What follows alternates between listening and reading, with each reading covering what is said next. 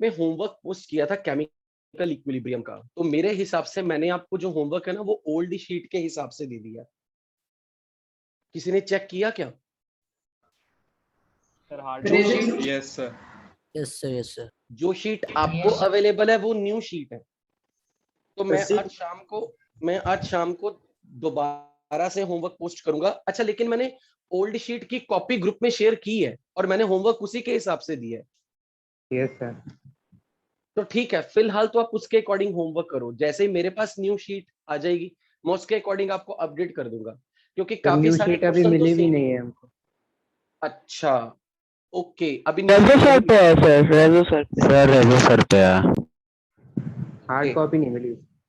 अगर मुझे मिल गई आज शाम तक, मैंने फैकल्टी शेयर के थ्रू अप्लाई तो किया, अगर मुझे मिल गई तो मैं आपको अपडेट कर दूंगा। बट फिलहाल जब तक नहीं मिल रही, आप ओल्ड शीट यानी कि जो अवेलेबल है उसके हिसाब से ही आप होमवर्क करो, क्योंकि क्वेश्चन मोस्टली वही मिलते जुलते होंगे। सिर्फ इतना डिफरेंस होगा, एक्सरसाइज 1 और 2 में एक्सरसाइज 1 पार्ट 1 पार्ट 2 में एक सेक्शन 3 ऐड हो गया है, पर पार्ट 1 पार्ट 2 आइडेंटिकल है, सेम। तो फिलहाल आप होमवर्क वैसे ही करो जैसा मैंने आपको ग्रुप में पोस्ट किया हुआ, उसी फाइल के हिसाब से, उसी पीडीएफ के हिसाब से। तो उसमें कुछ क्वेश्चंस जो मैंने कल होमवर्क में दिए थे, तो ग्रुप में जो क्वेश्चंस मेरे को पूछे गए हैं उसमें से एक क्वेश्चन ऐसा है जिसके लिए मैंने खुद बोला है कि अभी रुक जाओ, वो टॉपिक है। तो वो क्वेश्चन आपके लिए A5 है, जिसमें N2 H2 N2 D2 NH3 ND3 करके कुछ 2 कंपाउंड मिक्स कर दिए गए हैं। और वो क्वेश्चन आप लोगों ने ग्रुप में पूछा भी, और मैंने उसको बोला कि मैं उसका आंसर क्लास में दूंगा, लाइव क्लास में। तो मैं क्लास की स्टार्टिंग में पहले वही क्वेश्चन एंटरटेन कर रहा हूं। ये क्वेश्चन है एक्सरसाइज 1 पार्ट 2 में A5। तो कहा क्या गया है कि अगर एक बीकर में N2 है, H2 है और NH3 है इक्विलिब्रियम पर, ये सब इक्विलिब्रियम पे है। इसी तरह एक दूसरे वेसल के अंदर N2 है, D2 है और ND3 है इक्विलिब्रियम पे, इनको मिक्स कर दिया। अब जब हम मिक्स करते हैं, ऑब्वियसली ये 3 और 3 कंपोनेंट तो हमें मिलेंगे। N2 मिलेगा, H2 मिलेगा, D2 मिलेगा, NH3 मिलेगा और ND3 मिलेगा। लेकिन इसके अलावा अब इनकी रिएक्शन भी शुरू हो जाएगी। रिएक्शन क्या होगी? H2 D2 के साथ मिलकर रिएक्ट करके बनाता है HD। तो हमें एक कंपोनेंट यहां पे मिलेगा HD। फिर अमोनिया के साथ D2 की रिएक्शन होगी, तो इसका एक H और इसका एक D मिलके बनाएंगे HD। इसका 1H एंड 1D मिलके बनाएंगे HD। तो इसका सेकंड D इसके साथ जुड़ के बनाएगा NH2D। मतलब अमोनिया का एक हाइड्रोजन ड्यूटेरियम रिप्लेस कर देगा। Deuterium will replace 1 hydrogen from ammonia to form NH2D। तो एक कंपोनेंट ये मिलेगा। और फिर NH2D के साथ भी ड्यूटेरियम रिएक्ट करेगा। इसमें से फिर से इसका एक हाइड्रोजन, एक ड्यूटेरियम रिएक्ट करके बना देंगे NH-D2। मतलब जो इसके 2 हाइड्रोजन थे, मतलब 3 हाइड्रोजन थे, बारी बारी से 3 हाइड्रोजन से एक हाइड्रोजन घट जाएगा, 2 रह जाएंगे, फिर एक और हट जाएगा। और जब आप इसका अंतिम हाइड्रोजन हटाओगे और फिर से ड्यूटेरियम लगाओगे, तो ऑलरेडी हमने ND3 काउंट किया हुआ है। तो कहने का यह मतलब है कि जब ये दोनों मिक्सचर इक्विलिब्रियम पे हैं, और अगर हम ये मान ले कि इक्विलिब्रियम मिक्सचर पे पूरा सिस्टम स्टैटिक हो गया, तो ये इस चीज का प्रमाण है कि स्टैटिक नहीं हुआ। जब आप इन दोनों इक्विलिब्रियम मिक्सचर को मिक्स करोगे, अगर वो स्टैटिक इक्विलिब्रियम हुआ पड़ा होता तो H2D2 के साथ रिएक्ट ना करता। और अगर H2D2 से रिएक्ट कर रहा है, इसका मतलब इक्विलिब्रियम पर ये रिएक्शन फॉरवर्ड बैकवर्ड दोनों हो रही हैं, बस इक्वल रेट से हो रही हैं, इसलिए हमें दिख नहीं रही, समझ नहीं आ रही, हमें फील नहीं हो रही। लेकिन जैसे आप उस इक्विलिब्रियम पे आई हुई रिएक्शन को मिक्स करके एक नए मिक्सचर में डालते हो, तो इन दोनों के इक्विलिब्रियम डिस्टर्ब हो जाएंगे। फिर इनकी आपस की रिएक्शन शुरू हो जाएगी, जो जो जिससे रिएक्ट करता है। तो हाइड्रोजन ड्यूटेरियम से मिलके एचडी बनाएगा, फिर बनने वाला अमोनिया के साथ D2 जब रिएक्ट करेगा तो H हटा के D लगाना है। 3 H है ना, तो एक एक H हटाते जाओ। तो पहले एक H हटाया, NH2D बना, फिर दूसरा H हटाया, NH2D बना, फिर तीसरा H हटाया, ND3 बनेगा, और वो हम ऑलरेडी काउंट कर चुके हैं। तो टोटल कंपोनेंट 1 2 3 4 5 6 7 7, ओ एक प्रोडक्ट मैंने लिखा नहीं, NHG2, 8 प्रोडक्ट मिल जाएंगे। Is that clear to everybody? इस क्वेश्चन में किसी को डाउट? नो सर, समझ नहीं आया। समझ नहीं आया? जब दोनों को मिक्स करना है तो जो जो आपस में रिएक्शन कर सकते हैं वो रिएक्शन करेंगे। कौन रिएक्शन करेगा? H2D2 के साथ क्या बनाएगा? HD। और ये जो ड्यूटेरियम है ये अमोनिया से भी रिएक्ट करेगा। क्या करेगा? इसके हाइड्रोजन हटा के ड्यूटेरियम लगता जाएगा।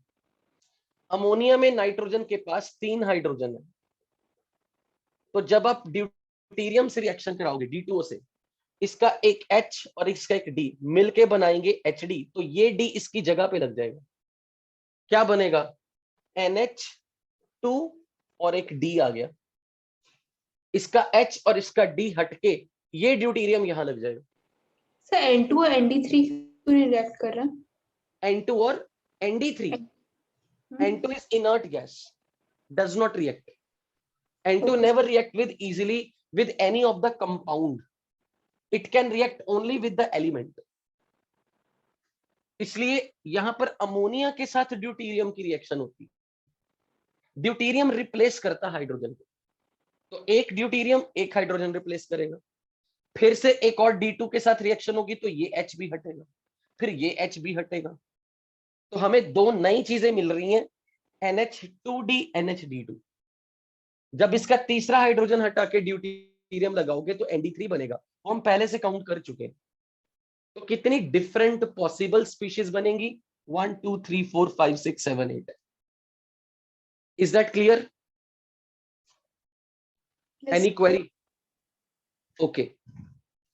अब उसके बाद जितने भी लोग टेलीग्राम ग्रुप पे हैं उनको अभी अभी जस्ट मैंने एक क्वेश्चन पोस्ट किया है, क्लास के 2 मिनट या 1 मिनट पहले स्टार्ट करने।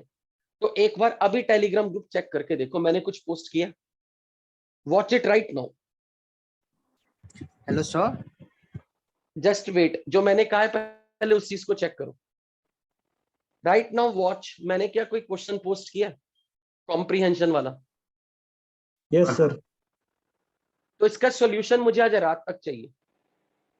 मुझे देखना है कितने लोग कर पाते हैं, और इसका डाउट मैं उन्हीं को दूंगा जो ग्रुप में अगर पूछेगा। मैं इसका डिस्कशन लाइव क्लास में नहीं करने वाला। बट ये क्वेश्चन एक बहुत अच्छा क्वेश्चन, बहुत प्यारा क्वेश्चन है यूडियोमेट्री का, जो मैंने कुछ दिन पहले मॉर्निंग क्लास में, सॉरी प्रॉमिस किया। मैंने कहा भी था कि मैं ग्रुप में पोस्ट करूंगा एक क्वेश्चन यूडियोमेट्री वाला, जो मैंने अभी पोस्ट किया है। तो आपको ये क्वेश्चन ट्राई करना है। एट द मैक्स आपको कल तक इसका जवाब पोस्ट करना है ग्रुप में। मैं ये नहीं कह रहा कि आप सॉल्यूशन पोस्ट करोगे, नहीं, आप ट्राई करोगे, क्वेश्चन सॉल्व करोगे, इत्मीनान से करना। क्वेश्चन बहुत प्यारा है, इजी है, पर एक स्मार्ट क्वेश्चन है। आपको पता लगेगा कि रियलिटी में यूडियोमेट्री के क्वेश्चन ऐसे होते हैं जेईई एडवांस से। इसी तरीके के क्वेश्चन आपको रेजोनेंस के टेस्ट में आएंगे, जब भी आएंगे। तो ये जो पैराग्राफ वाला क्वेश्चन है, it is one of the ideal example जो यूडियोमेट्री से रिलेटेड क्वेश्चन बेसिकली क्लास में करवाना चाहिए।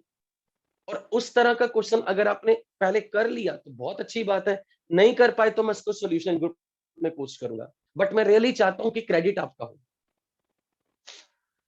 हाँ, अभी कोई स्टूडेंट कुछ बोलने वाला था जिसको मैंने बीच में रोक दिया था। सर जो वो टेलीग्राम का ग्रुप था ना सर, उसका जो लिंक था सर व्हाट्सएप पे जो शेयर किया गया था सर, वो लिंक एक्सपायर हो गया सर। आपका रीशेयर कर दीजिए ना व्हाट्सएप पे, उस पे ग्रुप पे नहीं है। ओके, जस्ट वेट, अभी कर रहा हूँ। Okay.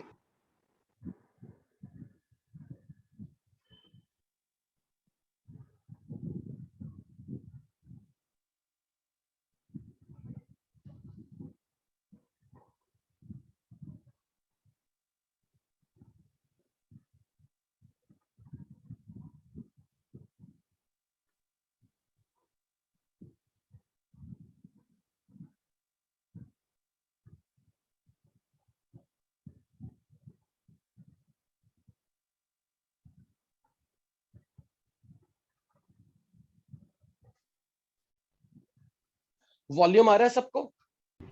Sir just a minute Aryan, volume आ रहा है सबको? Yes, sir. अभी मेरी जिससे बात हो रही थी, जिसने कहा कि टेलीग्राम ग्रुप का लिंक शेयर कर दो, हु इज दैट गाय? क्या नाम है बेटा? सर प्रवीण कुमार।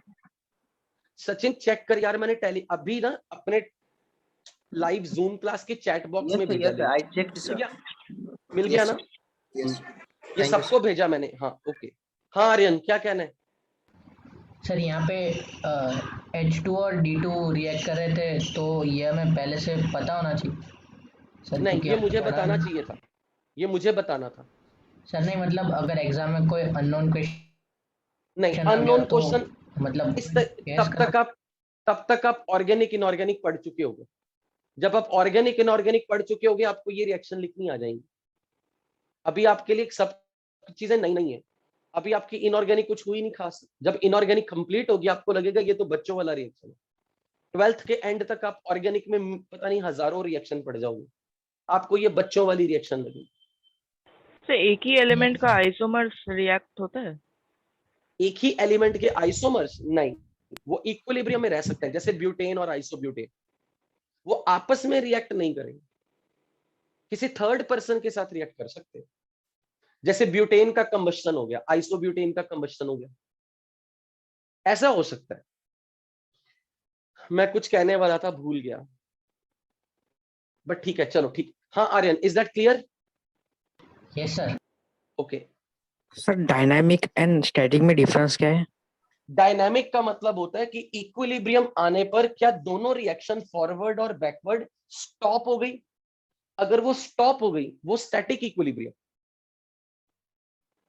वो स्टॉप अगर नहीं हुई है, forward reaction is progressing, backward reaction is progressing, but उनकी रेट इक्वल होने के कारण they appear as if they have stopped, but they are not actually stopped. So that is dynamic equilibrium. Dynamic equilibrium का मतलब forward reaction and backward reaction is running at the time of equilibrium, but because their speed is same, it appears to us like they are not running, but actually it is not true, they are running. If they would have been static equilibrium, then first forward reaction and backward reaction, individual both reaction must have stopped occurring, but ऐसा नहीं होता। ठीक है sir yes sir. Sir ये hydrogen और deuterium वो है isotope, तो दोनों मिक्स हो जाएंगे? आइसोटोप रिएक्ट कर सकते हैं, बिल्कुल करते हैं। आइसोमर रिएक्ट नहीं कर रहे, आइसोटोप। आइसोमर और आइसोटोप अलग चीजें हैं। Yes sir yes. Okay, so now I am going to start the next. अब नेक्स्ट 15-20 मिनट्स तक आप चुपचाप क्वेश्चन सॉल्व करोगे।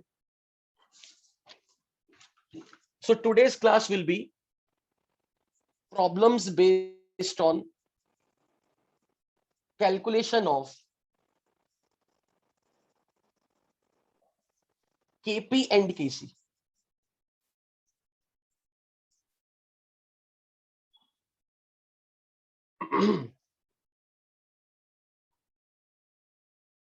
According to the old sheet, जो जिसका PDF मैंने ग्रुप में शेयर किया, फिलहाल आप उसी के अकॉर्डिंग होमवर्क करना। आज की क्लास के बाद एक्सरसाइज 1 पार्ट 1 और पार्ट 2 में आप सेक्शन बी भी करोगे, section B and C, BCD, ये होमवर्क में ऐड करोगे। ये अब मैंने आपको इंटीमेट कर दिया।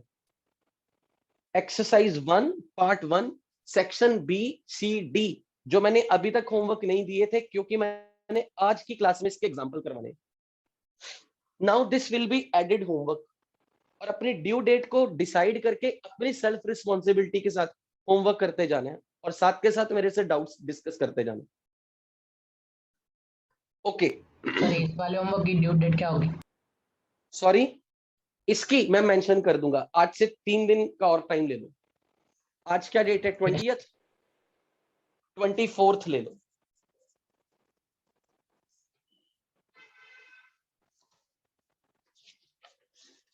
Exercise 1 part 1 part 2 section BCD,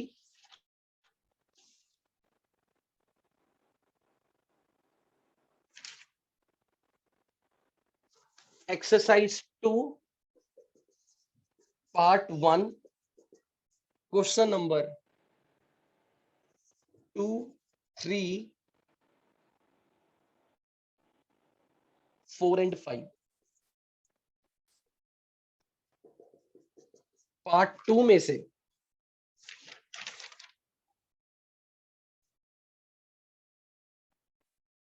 to, 3, 4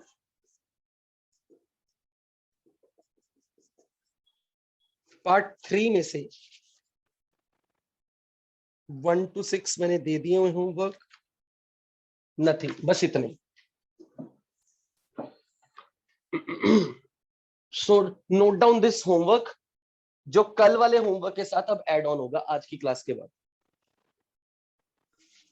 sir yes sir KP होता है equilibrium constant in terms of pressure and KC equilibrium constant in terms of concentration. तो फिर सेम रिएक्शन के लिए दोनों अलग अलग कैसे हो सकते हैं? अलग अलग हो सकते हैं, बिल्कुल हो सकते हैं, क्योंकि वो डिफाइन दोनों तरीकों से किए जाते हैं। ये ऑब्जर्वर की मर्जी है कि उसने इक्विलिब्रियम कांस्टेंट कौन सा बताना है। आप किसी रिएक्शन के लिए उसका केसी भी बता सकते हो, किसी रिएक्शन के लिए उसका केपी भी बता सकते हो।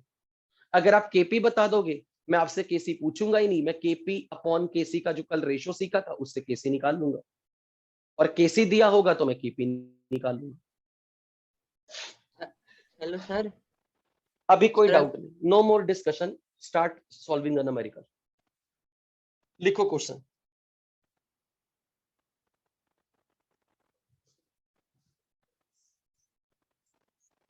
तो प्रॉब्लम इज कि अपने पास एक फ्लास्क में A2 है और B2 है। A2 और B2 के A2 के 2 मोल है फ्लास्क में और B2 के 4 मोल है। This is at 1 atmosphere pressure, temperature is 27 degrees Celsius, here pressure is, sorry, this volume is 1 liter, this is now 3 liter and temperature is 27 degrees Celsius। हमें ये given है A2 and B2 gases, they react to form AB, और इस reaction का Kc is 4 at 27 degree Celsius. आपको पूछा है what will be concentration of AB in the equilibrium mixture।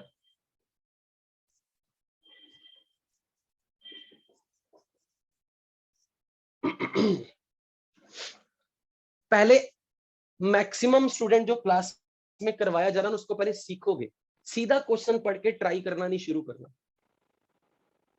पहले 3-4 एग्जांपल सीख लो, कंफर्टेबल हो गए, फिर 5वें क्वेश्चन पे मैं क्वेश्चन दूंगा, आप ट्राई करना शुरू कर दो। आपको क्वेश्चन में ये बोला कि ये 2 फ्लास्क हैं, और ये क्वेश्चन में प्रॉब्लम आ गई जो अपने गैसियस स्टेट में पड़ी थी, कनेक्टेड कंटेनर वाले प्रॉब्लम्स। आपको ये बोला कि A2 भी गैस है, B2 भी गैस है, दोनों गैसेस है, और दोनों गैसेस रिएक्ट करके AB बना रही है, वो भी गैस है, यानी कि ये होमोजेनियस इक्विलिब्रियम है।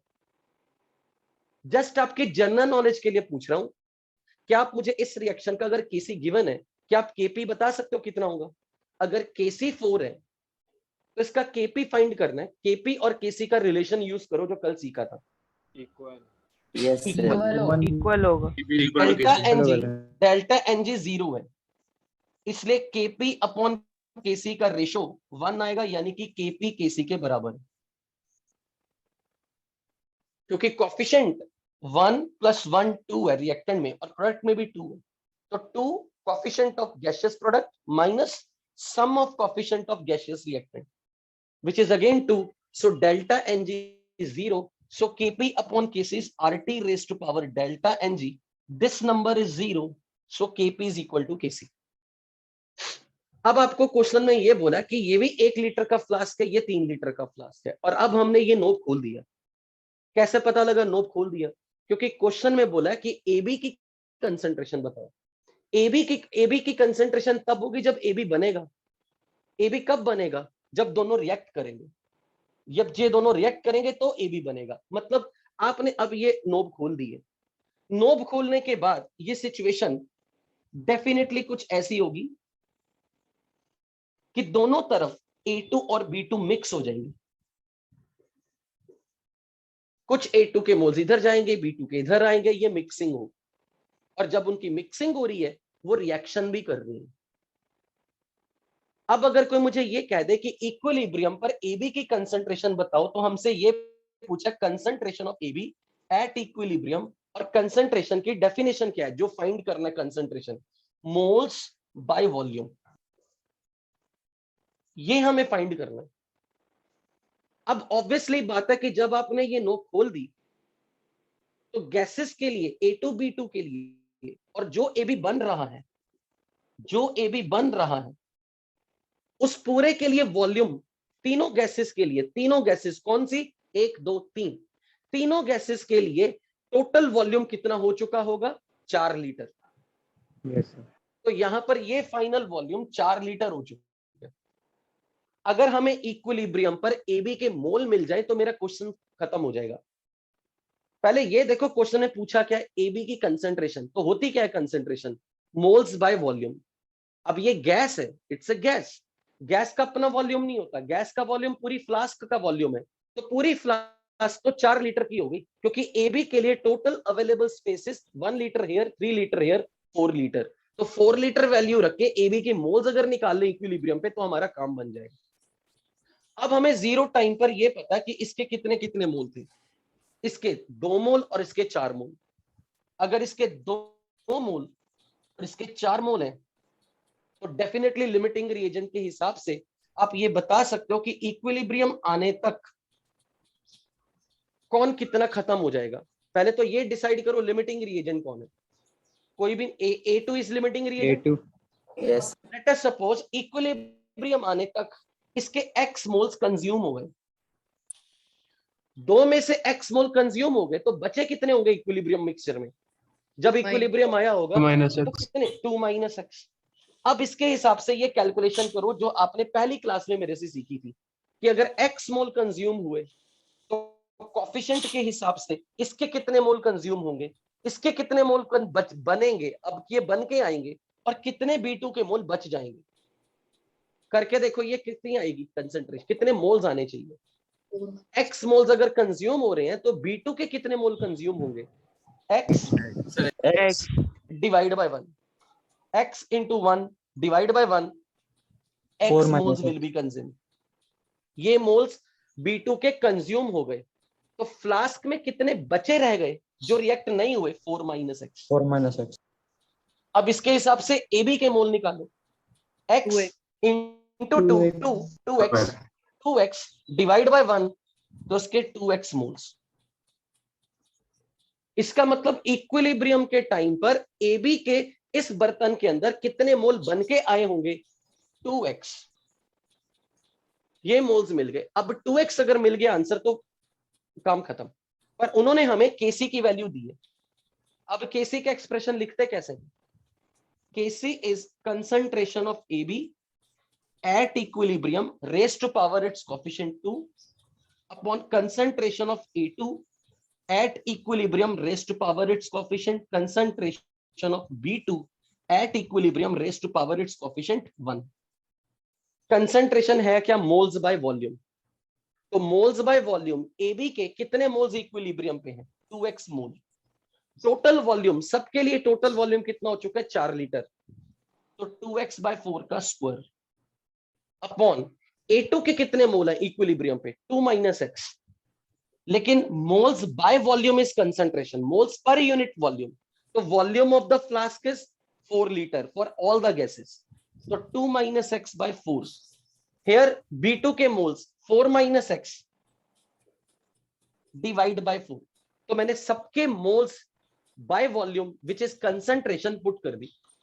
अब ये वैल्यू अगर 4 आ गई तो यहां से x की वैल्यू निकालो कितनी आएगी। Do it, find x how much. तो जो हमें क्वेश्चन में पूरे चैप्टर के न्यूमेरिकल एक ही फॉर्मेट पे चलेंगे, पूरे चैप्टर के इनिशियल मोल्स गिवन होंगे, पर अगर आपको ये करना नहीं आता ना, सिखा सकता अगर आपने ये नहीं सीखा, you have no right to learn chemistry in any batch, क्योंकि आपको ये बेसिक इंफॉर्मेशन मोल कंसेप्ट से अब तक आनी चाहिए कि अगर इसके x मोल कंज्यूम हुए तो इसके कितने मोल कंज्यूम हुए।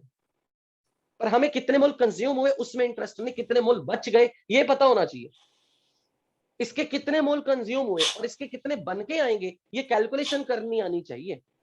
ये कैलकुलेशन के बिना 4/3 हैंडीकैप है कोई भी। हाँ जी, x की वैल्यू निकालो, यहां से कितनी आएगी 1.34 4/3। Okay, so substitute x, answer आ जाएगा 2 into 4/3 कर दो, answer is 2/3 molar. Units molarity है, कंसंट्रेशन है, मोल्स बाय वॉल्यूम, तो मोलैरिटी के unit mole per litre. Any doubt to any single person? Any doubt to any single person?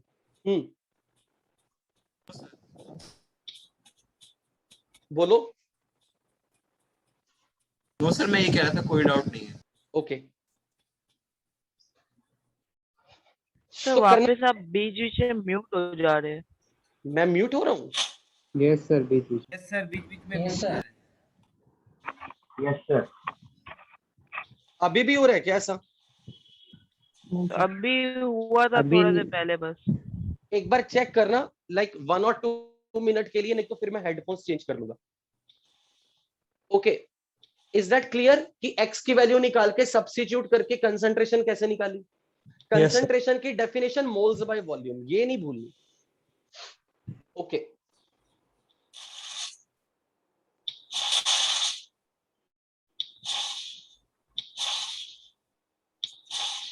अपना mic off करो जिसके भी पीछे से आवाजें आ रही हो।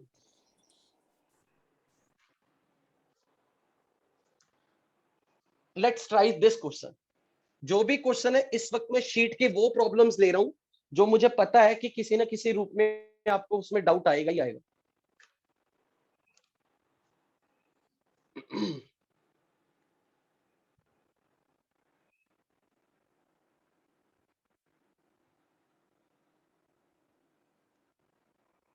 n moles each of water gas, H2 gas, O2 gas are mixed in a suitable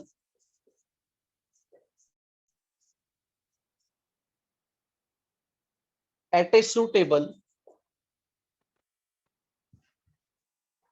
high temperature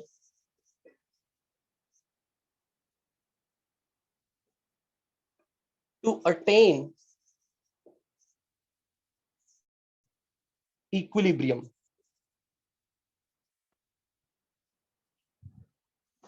For this reaction, 2H2O gas gives 2H2 gas plus O2 gas. If Y moles of H2O are dissociated,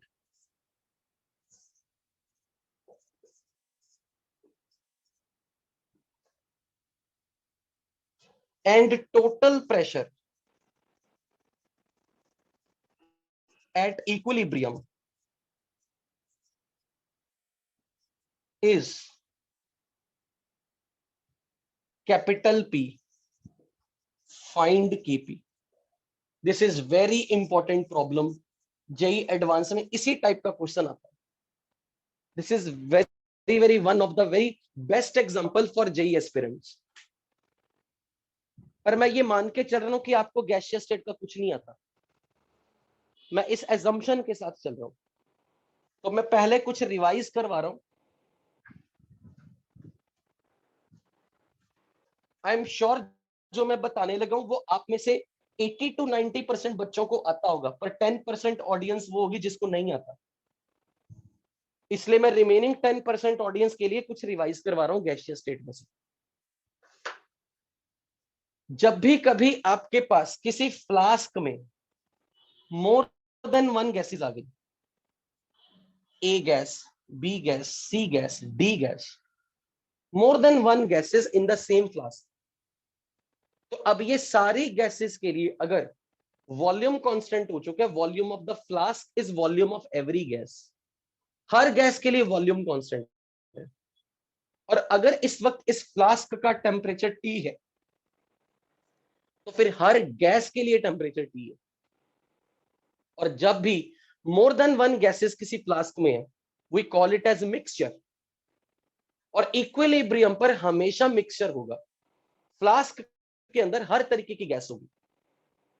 तो जब भी equilibrium mixture होगा, you will have just a same situation, क्योंकि equilibrium आने पे इस flask का temperature constant हो चुका है, इस फ्लास्क का वॉल्यूम तो पहले से कांस्टेंट है, पर इन चारों गैसेस के total pressure of the mixture वो भी कांस्टेंट हो चुका है।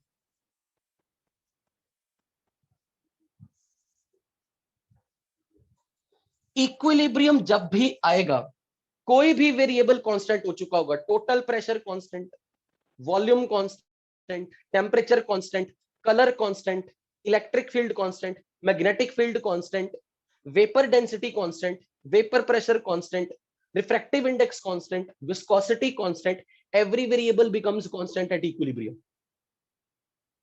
तो इक्विलिब्रियम पर इस पूरी फ्लास्क का टोटल प्रेशर कांस्टेंट हो चुका है, पर क्योंकि इस टोटल प्रेशर में चार गैसेस का कंट्रीब्यूशन है, तो हर गैसेस का अपना अपना पार्शियल प्रेशर है, P1, P2, P3, P4।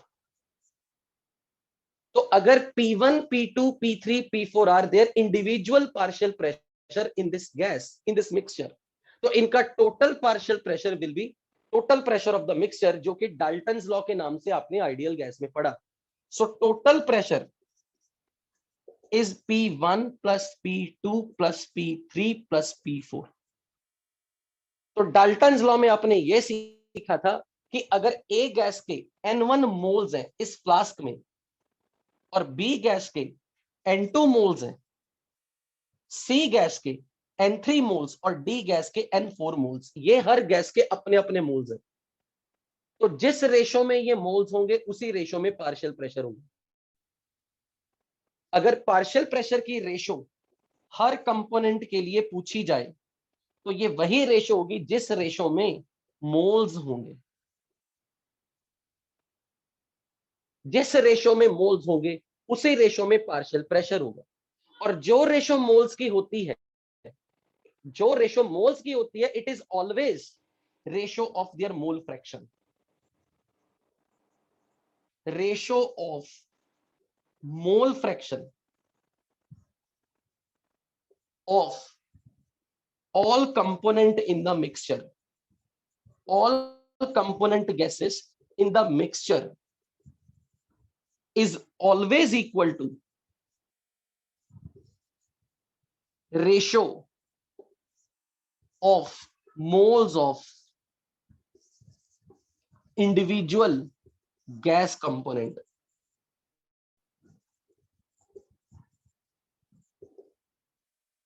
हर गैस के मोल्स का रेशो, इंडिविजुअल कंपोनेंट गैसेस के मोल्स का रेशो मोल फ्रैक्शन के रेशो के बराबर हमेशा है, हमेशा, चाहे कोई भी चैप्टर हो। पर ये रेशो पार्शियल प्रेशर की रेशो के बराबर हो ये जरूरी नहीं। मोल्स की रेशो मोल फ्रैक्शन की रेशो हमेशा बराबर है कोई भी कंडीशन पे, पर मोल्स और मोल फ्रैक्शन की रेशो पार्शियल प्रेशर की रेशो के बराबर हो ये तभी वैलिड है जब सारी गैसेस, मोर than one gases same flask में हो, इन सबका वॉल्यूम और टेम्परेचर कांस्टेंट हो, तब ही मोल्स की रेशो, मोल फ्रैक्शन की रेशो, पार्शियल प्रेशर की रेशो भी होगी। ये रेशो हमेशा होगी चाहे कोई भी लॉ लगे, कोई भी चैप्टर लगे, कोई भी कंडीशन लगे। पर ये रेशो पार्शियल प्रेशर की रेशो होगी ये सिर्फ तभी है जब सारी की सारे कंपोनेंट गैसेस एक ही वॉल्यूम में हो और उनका टेम्परेचर कांस्टेंट हो। यानी कि जब डाल्टन्स लॉ लगेगा तो ये दो रेशो इसके बराबर आएंगी, अदरवाइज नहीं। ये सब आपने गैसियस स्टेट में पढ़ के आए हो।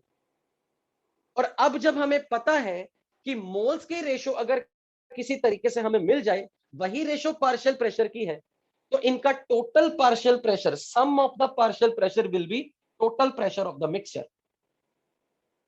भले ही आप ये जानते हो जो मैं आपसे पूछने वाला हूं, पर आपने मुझे सॉल्व करके बताना है, बट इसमें मेरे JA01 वाले बच्चे नहीं बोलेंगे, क्योंकि मैं अब अपने पुराने JA00 वाले बच्चों से बात करूंगा, इसलिए मेरे JA01 वाले अब साइलेंट रहेंगे जो सुन रहे हो।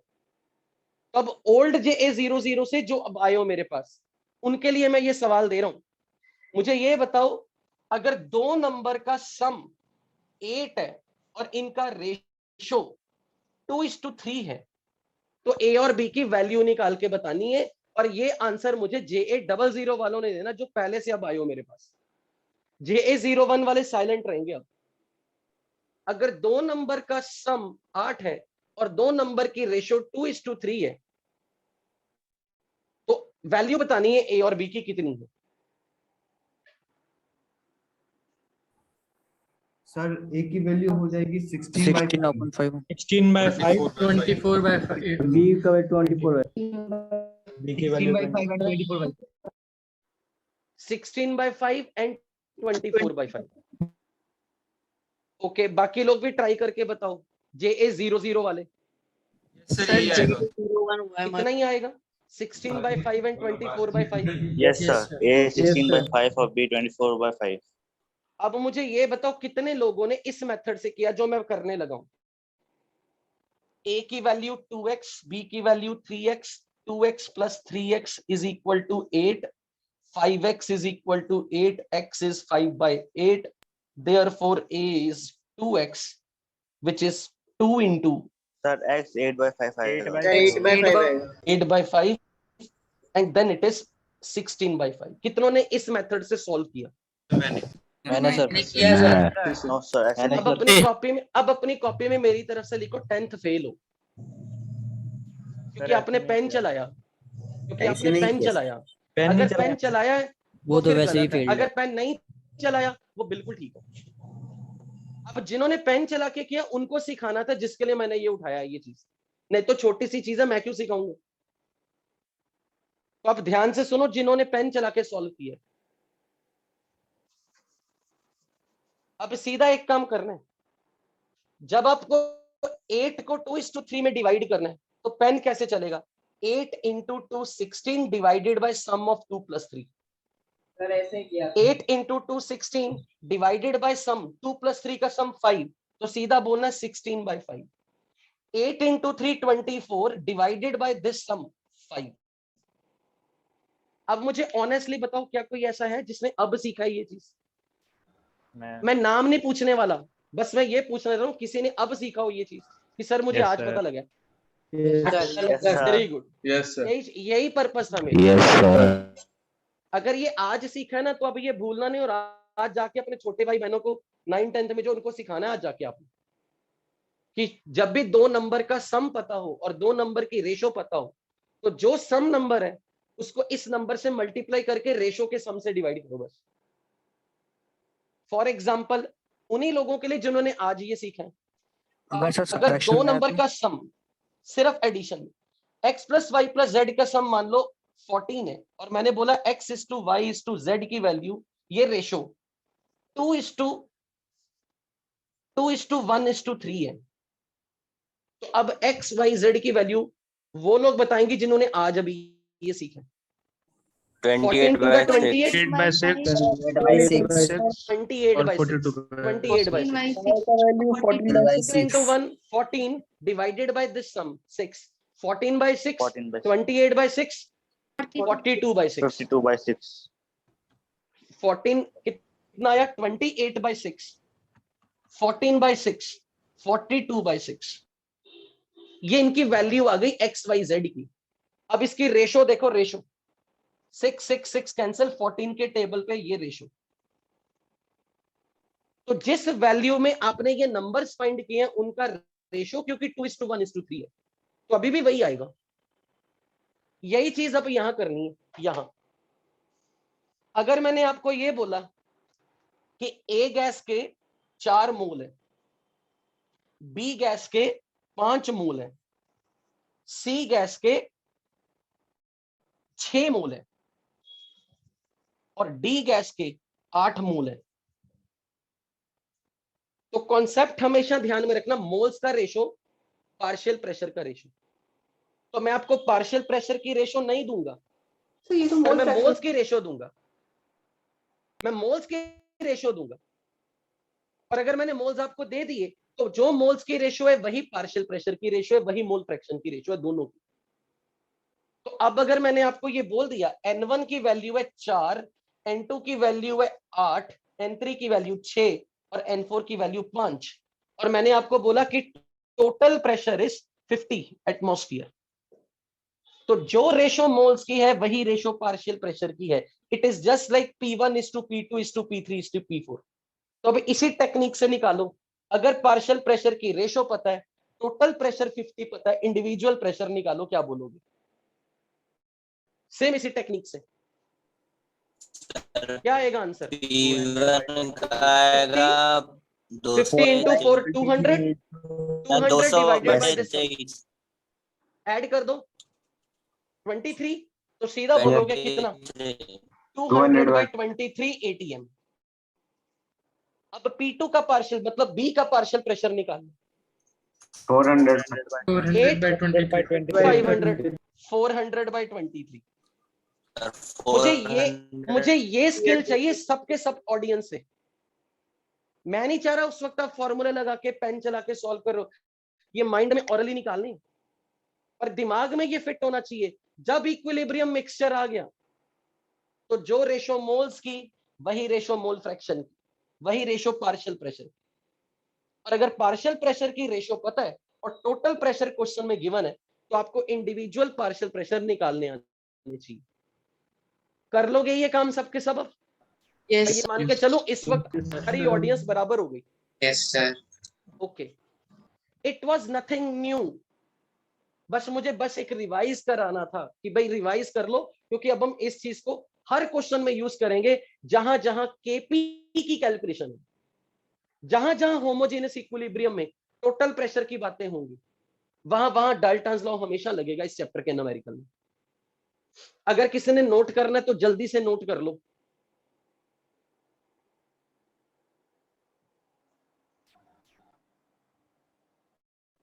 और इधर take the screenshot. Done, sir.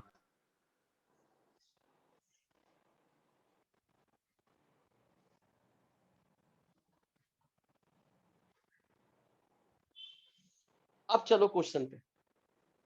आपको ये बोला कि भाई ये एक रिएक्शन है, n moles of gases are mixed, यानी कि हमें सबके n मोल्स पहले से दे दिए। तो एक फ्लास्क है, उस फ्लास्क का ढक्कन बंद है ताकि गैसेस उड़ ना जाएं, और यहां पर हमें बोल दिया हाइड्रोजन, ऑक्सीजन और वाटर वेपर्स के n मोल्स हैं। अगर इनके मोल्स इक्वल हैं, अगर इनके मोल्स इक्वल हैं तो मोल्स की रेशो 1:1:1 है, तो मोल फ्रैक्शन की रेशो भी 1:1:1 है, यानी कि पार्शियल प्रेशर की रेशो भी 1:1:1 है। और अगर पार्शियल प्रेशर की रेशो 1:1:1 है, मतलब इनके पार्शियल प्रेशर इक्वल है। अगर इसका पार्शियल प्रेशर P ATM, इसका भी P, इसका भी P, तो total pressure is 3P। This is general knowledge कि जैसे ही क्वेश्चन सामने आए, ये ऑब्जर्वेशन आपके माइंड में उसी वक्त विद इन सेकंड्स क्लिक हो, ये थॉट माइंड में आनी चाहिए। अच्छा, मोल्स बराबर है, ओके, इसका मतलब इनके मोल्स की रेशो बराबर है, मोल्स की रेशो सेम है 1:1:1, यानी कि इन सबका पार्शियल प्रेशर सेम है। और अगर इनका partial pressure x ATM each है, तो टोटल प्रेशर 3x ATM है। अब क्वेश्चन क्या कह रहे हैं? It is heated at high temperature to attain this equilibrium. अगर उन्होंने इस फॉर्म में कॉपी में लिख के क्वेश्चन में ये लिख के दिया है वाटर रिएक्टेंट है, तो इसका मतलब वाटर डीकंपोज करेगा, वाटर डीकंपोज करेगा, H2O बनेगी। पर H2 गैस, वाटर गैस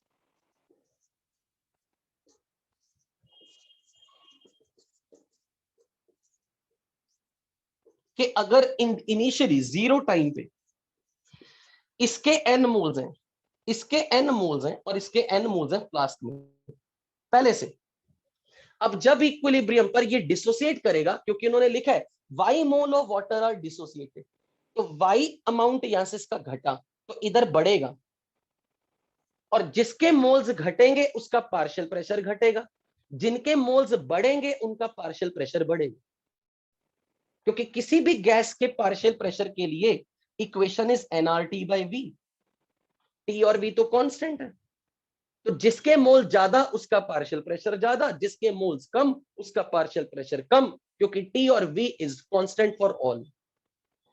तो अगर इसके मोल्स घटेंगे तो इनके मोल्स बढ़ेंगे, यानी कि बर्तन में इसका पार्शियल प्रेशर घटेगा, इसका पार्शियल प्रेशर बढ़ेगा।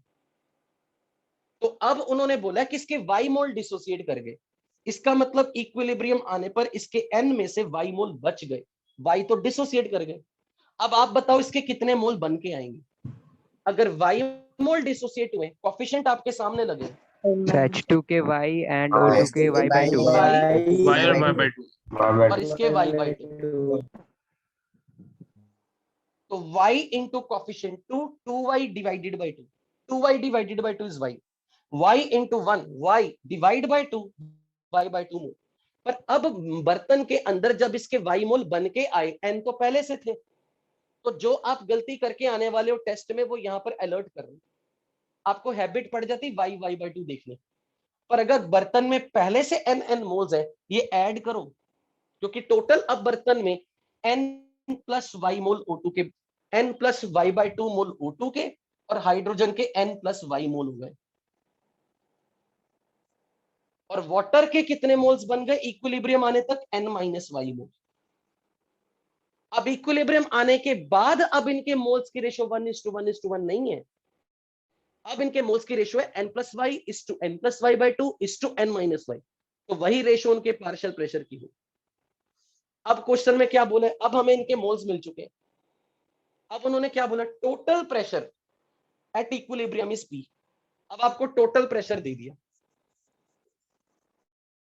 Total pressure at equilibrium is P।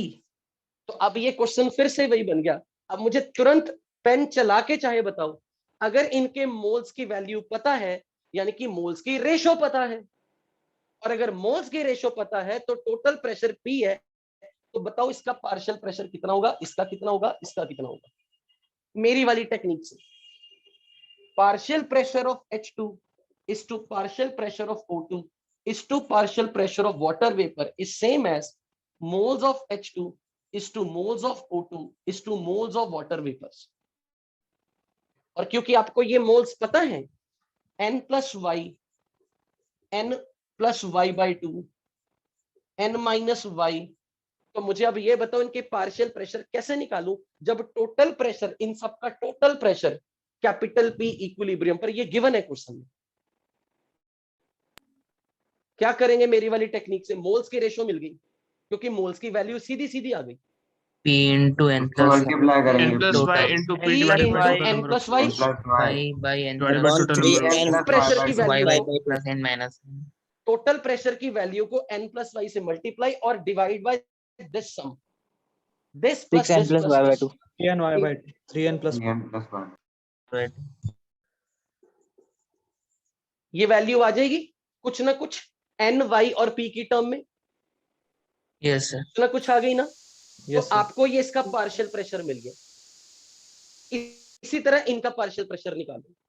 अब अपनी कॉपी में लिखना शुरू करो, अगर ये इसका पार्शियल प्रेशर, तो इसका पार्शियल प्रेशर कितना, इसका पार्शियल प्रेशर कितना, मैं यहां लिख रहा हूं P into n plus y upon total is n plus n plus n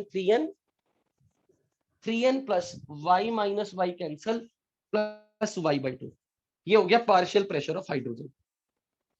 what is partial pressure of O2? P into O2 के moles n plus y by 2 upon 3n plus y by 2। Partial pressure of water vapour P into n minus y upon 3n plus y by 2। क्या इस step में किसी को भी doubt है? Hesitate नहीं करना, सिंगल भी छोटा सा भी डाउट आए पूछना अधिकार है तुम्हारा। इसमें किसी को doubt? no sir everybody sure? Yes sir. घबराना नहीं है, पूछना है। ओके, अब आपको सबके पार्शियल प्रेशर मिल गए। मैंने क्यों निकाले पार्शियल प्रेशर? अब ये देखो, मुझे उन्होंने कहा कि फाइंड केपी, और केपी की डेफिनेशन क्या है? KP is equal to, define कैसे करते हैं? Partial pressure of H2 at equilibrium raised to power 2 multiply by partial pressure of O2 at equilibrium raised to power 1 divide by partial pressure of water vapors raised to power 2 at equilibrium. मुझे ये value चाहिए थी, इसलिए मैंने ये सारा इतना सा बड़ा कांड रचा। मुझे जब इनके मोल्स मिल गए तो मुझे गैसियस स्टेट की याद आ जानी चाहिए, क्योंकि it is the actual application of gaseous state. तब आप ऐसे बिल्कुल पढ़ते थे, partial pressure is mole fraction into total pressure. तो ये मोल फ्रैक्शन ही तो निकाला अपने हाइड्रोजन। हाइड्रोजन के मोल डिवाइडेड बाय टोटल सबके मोल, ये मोल फ्रैक्शन है, multiply by total pressure is partial pressure. तो partial pressure of any component is mole fraction of the component into total pressure at equilibrium. तो total pressure question में हमें given है, और ये भी बताया गया कि वाई मोल डिसोसिएट हुए। तो हमने इनके सारे पार्शियल प्रेशर की वैल्यू जब आ गई, अब बस इतना काम करना है, यहां पुट करना और सॉल्व करना। ये काम आप अपने आप घर पे करते रहना, कि आपको जब इनके पार्शियल प्रेशर मिल गए तो फिर आप केपी कैसे डिफाइन करेंगे? Partial pressure of product raised to power their coefficient divided by partial pressure of reactant raised to power their coefficient. How will you calculate partial pressure? By calculating the mole fraction into total pressure. This is mole fraction of O2. This is total pressure. This is mole fraction of water into total pressure. Any doubt to any single student? Sir आपका जो technique है वही Dalton's law है ना? वही Dalton's law है। मेरी technique है ही नहीं, ये सारा क्रेडिट डाल्टन का है। सर हाँ जी बोलो। सर, तो वहाँ पे जो कंडीशन दे रखी थी कि रिएक्टेंट्स मस्ट नॉट बी, मतलब gases must not be reacting with each other when now tell me, now you tell me, now I am asking you, जब इक्विलिब्रियम पर ये आपस में आ गए, क्या इनकी फर्दर रिएक्शन से कोई नई चीज बन रही है? No sir. फिर they are just like non reacting. That condition was only for the reaction which were irreversible. No, it was not condition of irreversibility. Question सिर्फ ये था, all the component present in the mixture should not react with each other. Sir, because if it will be reversible, then they will achieve equilibrium, and then equilibrium आ चुका है। जिस समय equilibrium आ चुका है, are they now reacting with each other? Answer is yes, because it is a dynamic equilibrium. But क्या उनकी reaction से कोई नई चीज बन रही है? क्या उनके मोल्स बदल रहे हैं? नहीं। अगर उनके मोल्स नहीं बदल रहे तो हमारे लिए तो वो जस्ट एक डाल्टन्स लॉ के लिए पूरी कंडीशन फुलफिल कर रहा है, हम डाल्टन्स लॉ लगा सकते हैं। सर तो मतलब ये भी हम इक्विलिब्रियम पे ही लगा सकते हैं? बिल्कुल बिल्कुल। This is one of the best question जो हर स्टूडेंट को आना चाहिए इस चैप्टर में।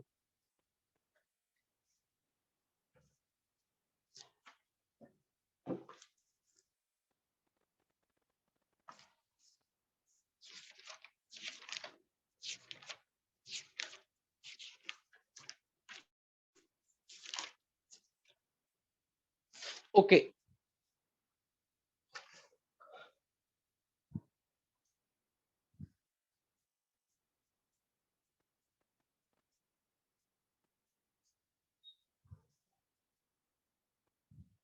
Write down the next question.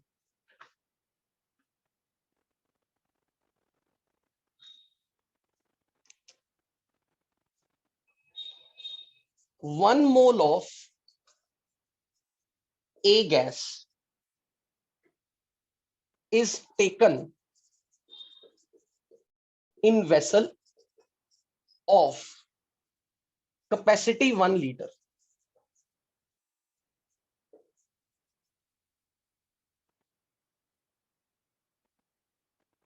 At 27 degrees Celsius. फिर अभी म्यूट हुआ तो हाँ वो इसलिए हुआ था क्योंकि एक मैसेज आया था। Rate constant of forward reaction and that of backward reaction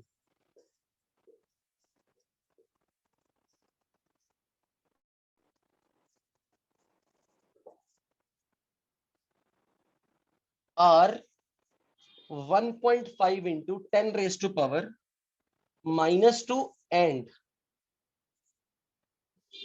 3 into 10 raised to -2 respectively.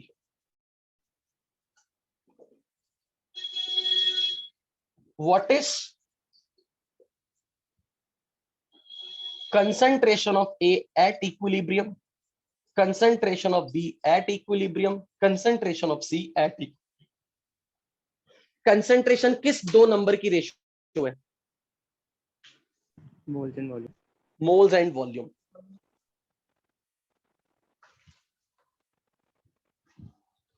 अच्छा अब अपनी कॉपी में वो एक पेज खोलो जिस दिन हमने डेरिवेशन की थी इक्विलिब्रियम कांस्टेंट की, जिसमें rate of forward divided by rate of backward. हाँ, जहां पर लॉ ऑफ मास सेक्शन का लॉ ऑफ मास सेक्शन वाला पेज खोलो। Yes. हाँ बोल। बोलो।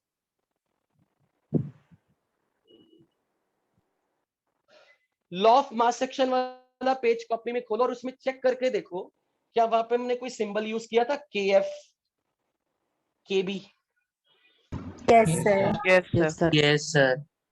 कौन थे वो? KF, KB फॉरवर्ड क्या और थे? Backward Rate of Rate forward. constant for forward and rate नहीं था, ये रेट नहीं था, Rate rate constant. Rate constant, rate constant of forward reaction, rate constant of backward reaction. This is rate constant of forward and this is rate constant of backward. Check करके बताओ rate constant of forward upon rate constant of backward को हमने क्या नाम दिया था इस ratio? ये कांस्टेंट है, ये equilibrium Volume constant. विलियम।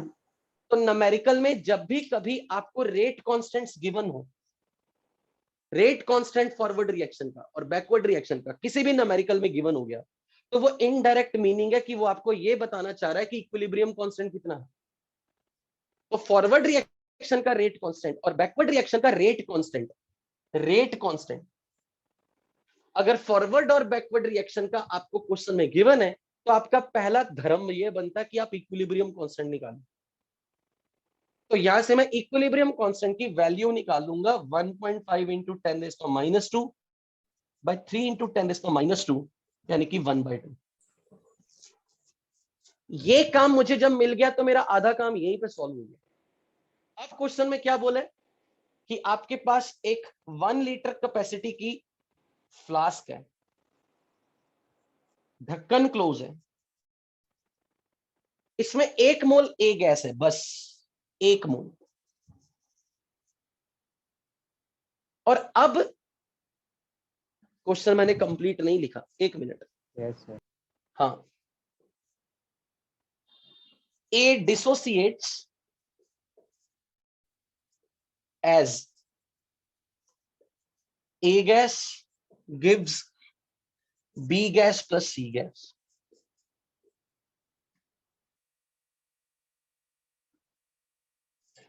अब आपको बोला है कि A गैस डीकंपोज करके B गैस और C गैस बना रही है, तो अब A के मोल घटेंगे। तो जैसे A गैस B गैस और C गैस बना रही है तो अब इसके मोल्स घटेंगे, इनके मोल्स बढ़ेंगे। तो मैं फिर से वही काम कर रहा हूं। मुझे उन्होंने क्या पूछा है, what is concentration of ABC at equilibrium, यानी कि उन्होंने मेरे से ये पूछा है what is moles of A upon volume at equilibrium, what is moles of B upon volume at equilibrium and what is moles of C upon volume at equilibrium। ये number ढूंढना। वॉल्यूम तो चेंज नहीं होगा, flask तो उतनी है, बर्तन तो बड़ा छोटा हो नहीं रहा, तो वॉल्यूम तो सबके लिए सेम है 1 लीटर। इसका मतलब आपको क्वेश्चन में ये कहा गया है इक्विलिब्रियम पर इसके कितने कितने मोल होंगे ये निकालो, इक्विलिब्रियम पर इसके कितने कितने मोल होंगे ये ढूंढना है। तो अब मैं ये काम कर रहा हूं, 0 टाइम टाइम पर मुझे ये पता है इसका 1 मोल है, तो इक्विलिब्रियम आने तक लेट अस सपोज इसके x मोल डिसोसिएट कर गए, तो अब आप जल्दी से बताओ अगर इसके x मोल डिसोसिएट कर गए तो कितने मोल इसके बच गए? 1 minus बी और x. सी के बन गए, X कितने minus बी और सी x. के बन गए? बिल्कुल सही, 1 माइनस एक्स, एक्स और एक्स। मैं फिर से लास्ट टाइम पूछ रहा हूं और मैं बड़े प्यार से बता दूंगा, कोई भी सिंगल स्टूडेंट पूरी ऑडियंस में जिसको ये नहीं कैलकुलेट करना आता, घबराना नहीं, शर्माना नहीं, पूछ लो, मैं अंतिम बार बिल्कुल प्यार से बताऊंगा, नाम भी नहीं पूछूंगा, क्योंकि पर ये नहीं ना आया पूरा चैप्टर तबाह है। और आयनिक इक्विलिब्रियम में कभी भूल के मत सोच लेना कि तुम्हें कुछ भी समझ आ जाएगा इसके बगैर। हाँ सर बता दीजिए। तो लेकिन उसमें तुझे मेरी हेल्प करनी पड़ेगी, करेगा? Yes sir. हेल्प ये करनी है बस जो जो मैं बोलूंगा ना वो बस बताते जाइयो, हाँ समझ आया या नहीं। हाँ ठीक है सर। अपना नाम नहीं बताना अगर मैंने पूछा भी तो। 1 मोल में से x मोल डिकम्पोज कर गए तो बचे कितने? 1 मोल में से x मोल चले गए, कहां गए? b और c बनाने गए। 1 मोल a लिया, a के x मोल चले गए, तो 1 माइनस x मोल a के वो है जो रिएक्शन में हिस्सा नहीं ले रहे, यानी कि जो बच गए रिएक्ट होने के बाद इतने बच गए। तो 1 minus x moles of a are left in the flask.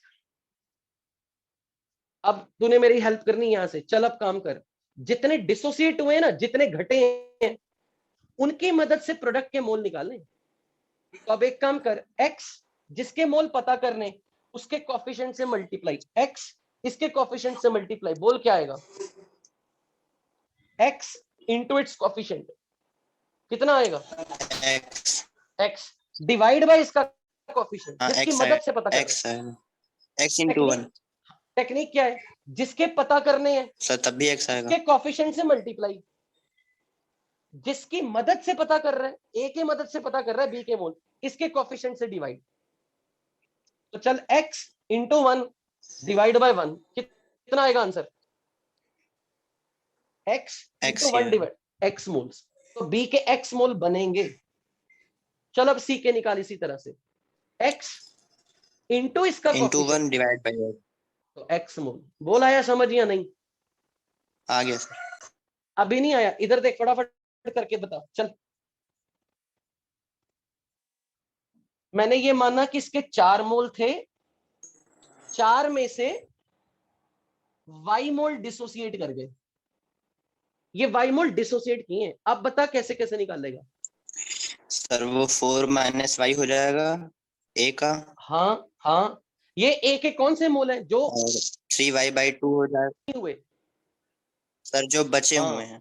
चल अब बता b और c के मोल। और 3y बाई 2 वेरी गुड, शाबाश, और उसका 2y। क्या बात है, एक्सीलेंट। और अगर मैंने ऐसे हरकत की होती, 4 में से अल्फा बाय 2 डिसोसिएट हुए, अब बता क्या करता? 4 में से अल्फा बाय 2 डिसोसिएट हुए, 4 माइनस अल्फा बाय 2 हो जाता। अब बता इसके अल्फा बाय 2 इंटू और 3 बाय 2 और नेक्स्ट 3 बाय 2 कर दिया ना। अब सी के मोल निकाल, alpha by 2 into 4 by 2। Very good, शाबाश, alpha by 2 into 4 by 2। Very good, पक्का समझ आ गया? हाँ गुड। चलो भाई अब आगे बढ़ते हैं क्वेश्चन में। अब हमें मिल गए सबके मोल्स, अब हम रखने लगे केसी के एक्सप्रेशन में, क्योंकि क्वेश्चन में हमें इक्विलिब्रियम कांस्टेंट मिल चुका है। तो KC is equal to, define कैसे किया था? बी की concentration at equilibrium raise to power coefficient, C की concentration at equilibrium raise to power coefficient upon A की concentration at equilibrium raise to power coefficient. B की concentration कैसे मिलेगी? Concentration होती क्या है? Moles of B by V. तो B के moles by volume of the flask, moles of C by V at equilibrium upon moles of A by V at equilibrium, और ये वैल्यू 1/2 केसी की। बी के मोल्स आ चुके हैं x 1 minus x, put the value, और volume flask का question में given है 1 लीटर, तो this volume is 1 litre, this is given in the question, तो V इज 1 लीटर, और अब वैल्यू पुट कर दो B C A के मोल्स की, और x की वैल्यू निकाल के दिखाओ।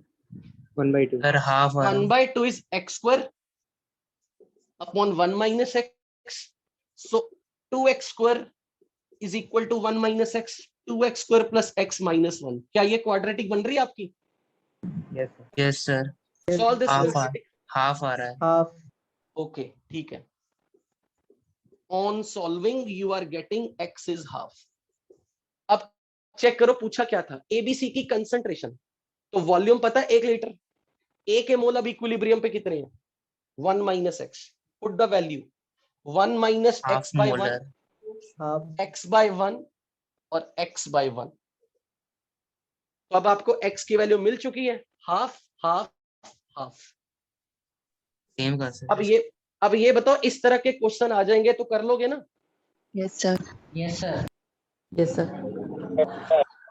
अब ये जो मैंने 3 एग्जांपल दिए ना, पहली एग्जांपल और तीसरी एग्जांपल इस फॉर जेई मेंस, और जो दूसरी एग्जांपल कराई वो इस फॉर जेई एडवांस। उससे ज्यादा टफ लेवल का क्वेश्चन केमिकल इक्विलिब्रियम में नहीं आने वाला। अगर आपको ये 3 वैरायटी के क्वेश्चन मिल गए, जिसमें पहली और तीसरी टाइप का क्वेश्चन जेई मेंस का है, और सेकंड टाइप का क्वेश्चन जो किया वो एडवांस लेवल का है, आपके सारे क्वेश्चन इसी के अराउंड घूमेंगे। ये वाला ये जेई मेंस लेवल है यार।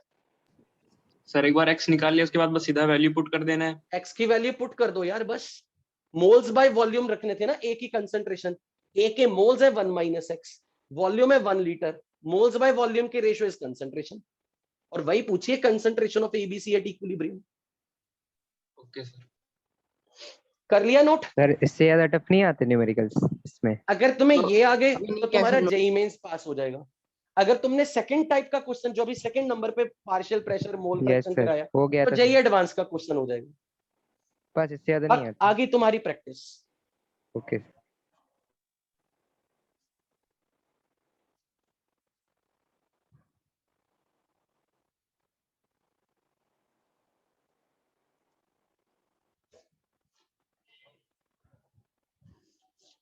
लिखो अब क्वेश्चन।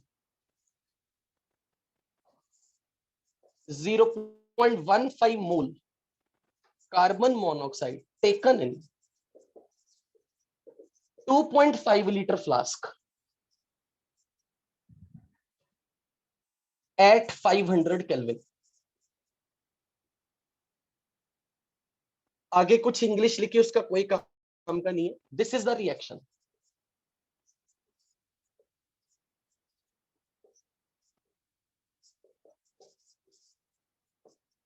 ये रिएक्शन हो रही है, hydrogen is introduced,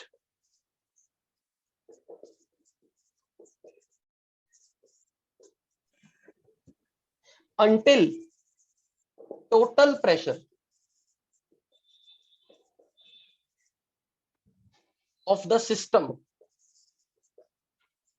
is 8.2 atm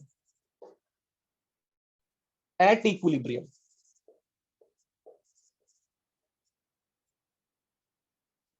and 0.08 mole methanol is formed।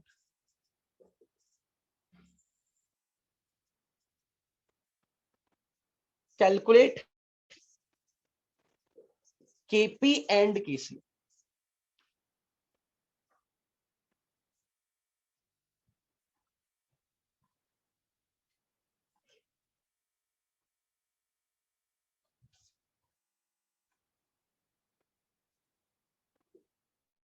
Second part of this question is calculate final pressure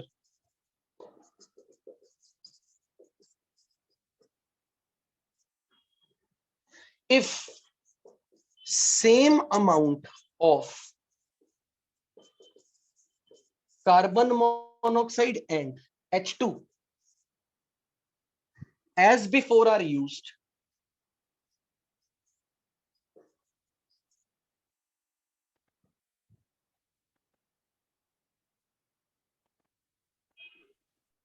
आगे कुछ इंग्लिश है बकवास, किसी काम के नहीं। उन्होंने कैटलिस्ट वगैरह की स्टोरियां डाली हुई हैं क्वेश्चन में। D3 नाम का क्वेश्चन है, हमें ये पता होना चाहिए, हमने ये अपना कॉन्सेप्ट पढ़ा था, कैटलिस्ट डालने से कोई फर्क नहीं पड़ता इक्विलिब्रियम, बस इक्विलिब्रियम आने का समय बदलता है। इक्विलिब्रियम के टाइम पर कौन कितना बर्तन में रहेगा उसको कैटालिस्ट से कोई मतलब नहीं है। कैटालिस्ट डालो ना डालो कोई फर्क नहीं होता, क्वेश्चन में कहीं भी कैटालिस्ट की कहानी आ गई, घबराना नहीं, वो सिर्फ इंप्रेशन मारने के लिए। अब क्वेश्चन पढ़ते हैं एक बार। सबसे पहले जब ये रिएक्शन लिखी आ गई ना, तो आपके माइंड में ये पिक्चर होनी चाहिए कि जिस क्वेश्चन को आपको सॉल्व करना है, बर्तन के अंदर इक्विलिब्रियम में ये तीन चीजें होंगी। तो इक्विलिब्रियम जब आएगा तो ये तीनों चीजें बर्तन में होंगी। अब क्योंकि ये क्वेश्चन होमोजीनियस इक्विलिब्रियम पे और सारे के सारे कंपोनेंट गैसेस हैं, टेक्निकली इसका इक्विलिब्रियम कांस्टेंट डिफाइन होता है केपी, पर क्योंकि उन्होंने हमसे केसी भी पूछा है, तो अब मैं अपना ओपिनियन शेयर कर रहा हूं। अपना ओपिनियन, जब भी किसी न्यूमेरिकल में सारे कंपोनेंट गैस के हो, होमोजीनियस इक्विलिब्रियम हो, और क्वेश्चन में आपको इक्विलिब्रियम कांस्टेंट कभी पूछ लिया, तो आप कोशिश करो कि पहले केपी निकालो और सारे न्यूमेरिकल को प्रेशर की टर्म में चलाओ जैसे मोल्स की टर्म में चलाते हो। मतलब मैं ये कहना चाह रहा हूं, ध्यान से समझने के एग्जांपल दे रहा हूं।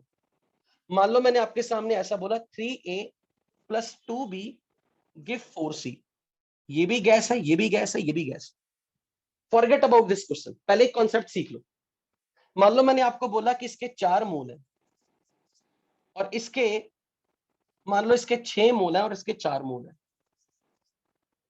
अब इक्विलिब्रियम आने तक आप इसके मोल कैसे निकालोगे? जो आपने अभी तक का सीखा है वो मुझे बस ये बताओ।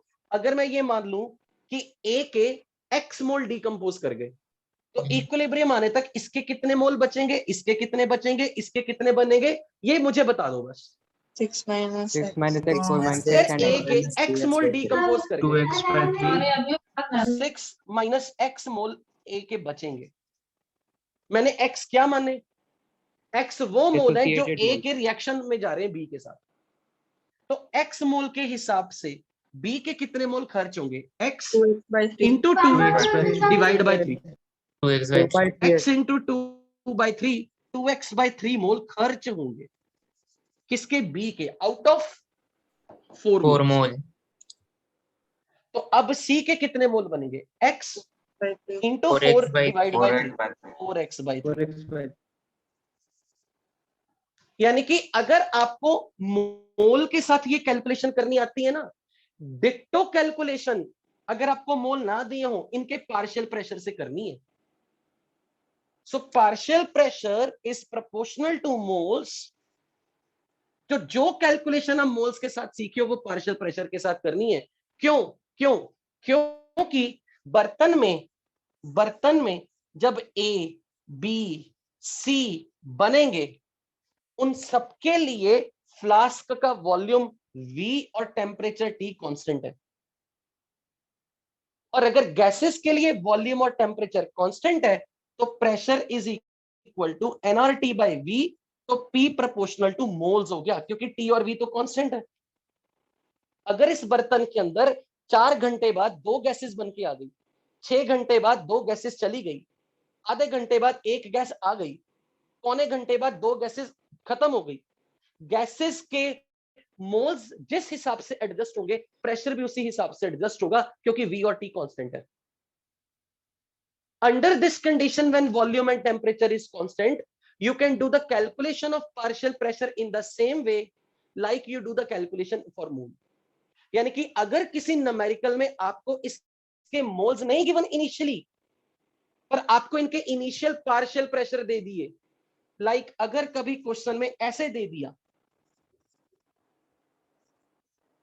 कि 0 टाइम पर जब A और B प्रेजेंट है, इसका प्रेशर है 2 atm और इसका प्रेशर है 3 atm। आपको ये बोल दिया उन्होंने, A और B के पार्शियल प्रेशर दे दिए 0 टाइम पे, मोल नहीं दिए, तो घबराना नहीं। अब आप प्रेशर के साथ बिल्कुल वैसी कहानी चलाओगे जैसे मोल्स के साथ चलाते हो, क्योंकि प्रेशर प्रोपोर्शनल टू मोल्स है। तो अब आप बिल्कुल काम ऐसे चलाओगे, अगर इसका इनिशियल प्रेशर 2 atm, इसका इनिशियल प्रेशर 3 atm, तो मान लेते हैं 2 में से इसका प्रेशर घटेगा, इसका प्रेशर बढ़ेगा। क्यों? ये रिएक्टेंट है, इनके मोल टाइम के साथ साथ घटेंगे, मोल घटेंगे तो इनका पार्शियल प्रेशर घटेगा। जिसकी क्वांटिटी घटेगी, इसके मोल घटेंगे, इसके मोल घटेंगे विद टाइम, इसके मोल बढ़ेंगे विद टाइम। तो जब मोल घटेंगे पार्शियल प्रेशर घटेगा, तो इनका पार्शियल प्रेशर टाइम के साथ साथ घटेगा। इसके मोल बनेंगे टाइम के साथ साथ, तो मोल बनेंगे, मोल बढ़ेंगे तो पार्शियल प्रेशर बढ़ेगा। तो अब आपने जो स्टोरी यहां मोल्स के साथ की, वही स्टोरी यहां पार्शियल प्रेशर के साथ करनी। अब आपने ये मानना है 2 में से स्मॉल p प्रेशर घट गया, लाइक मोल घट गए। जैसे मोल घट गए x, इसका पार्शियल प्रेशर घट गया। तो अब इसके हिसाब से बताना है इसका कितना प्रेशर घटेगा। जैसे इसके हिसाब से इसके कितने मोल घटे, तो P into 2 divide by 3, 2p/3 pressure घटेगा। किस में से? 3 atm प्रेशर में से। B के 3 atm प्रेशर में से B का इतना प्रेशर घट गया, तो फाइनली इक्विलिब्रियम आने तक कितना प्रेशर बच गया? 3 - 2p/3। अब C के कितना प्रेशर बढ़ गया? जैसे आपने इसके मोल से इसके मोल निकाले, बिल्कुल वैसे P प्रेशर से इसका कितना प्रेशर बढ़ गया? P into 4 divide by 3, 4p/3। ये इनके पार्शियल प्रेशर बन के आ गए। और जब भी आप ये काम करोगे, पार्शियल प्रेशर निकालोगे, इनके क्वेश्चन में गारंटी है टोटल प्रेशर दिया होगा इक्विलिब्रियम पे, और total pressure is sum of partial pressure. तो अगर आपको इनका टोटल दे दिया जाए, तो वहां से आप स्मॉल p निकाल सकते हो या नहीं? बोलो। अगर इसका प्रेशर प्लस इसका वैल्यू गिवन हो, तो वहां से स्मॉल p निकाल लोगे या नहीं? निकाल सकते हैं सर। आपके पार्शियल प्रेशर मिल जाएंगे इक्विलिब्रियम पे। At the time of equilibrium इनके पार्शियल प्रेशर मिल गए। और जब आपको बच्चों सबके पार्शियल प्रेशर इक्विलिब्रियम पे मिल गए, एंजॉय केपी कैलकुलेशन। तो हम इस प्रिंसिपल का यूज कर रहे हैं कि जिस हिसाब से मोल्स में चेंज आता है, उसी हिसाब से पार्शियल प्रेशर में चेंज आता है। डाल्टन्स लॉ यूज कर रहे हैं किस अधिकार के साथ? इस अधिकार के साथ कि जब मिक्सचर के अंदर मोर देन 1 गैसेस है, तो उस वक्त वॉल्यूम और टेम्परेचर सबके लिए कांस्टेंट है। जिस समय इक्विलिब्रियम आया, वॉल्यूम और टेम्परेचर सब कंपोनेंट गैसेस के लिए कांस्टेंट है। और जब V और T कांस्टेंट है, तो moles is proportional to pressure. तो जिस रेशो में मोल डिवाइड होगा, उसी रेशो में पार्शियल प्रेशर डिवाइड होगा। तो हमने मान लेना कि इसका अगर स्मॉल p प्रेशर घटा, तो फिर इसकी कैलकुलेशन बिल्कुल वैसे करनी जैसे मोल्स की करनी है। बोलो, ये बात समझ में आई सबको? Yes sir. Yes sir. पहले अभी क्वेश्चन ही लिखना, क्वेश्चन ही सॉल्व करना। पहले ये कॉपी में लिखो, पहले ये कॉपी में लिखो, ऐसे ही पहले ये लिखो और फिर लिखो आगे, this question can be solved alternatively if instead of initial moles of reactant we are given initial value of partial pressure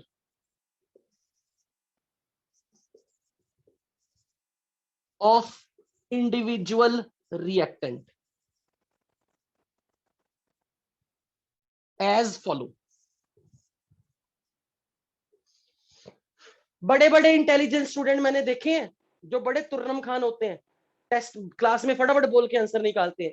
जब क्वेश्चन इस टाइप का आता है, उनकी बैंड बज जाती है। इसलिए ये बिल्कुल ध्यान से करना है, बिल्कुल इसमें ओवर कॉन्फिडेंस नहीं कर रहा, तो कुछ भी नहीं आता ही है। यहीं पे पिटोगे क्वेश्चन में।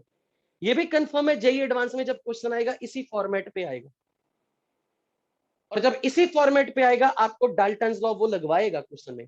गैसियस स्टेट का रूल कुछ ना कुछ यहां यूज होगा, इसलिए ये ध्यान से नोट करना है। सिंस मैं आपके लिए यहां लिखवा रहा हूं, जब आप ये लिख लोगे, since all the gas components are in same flask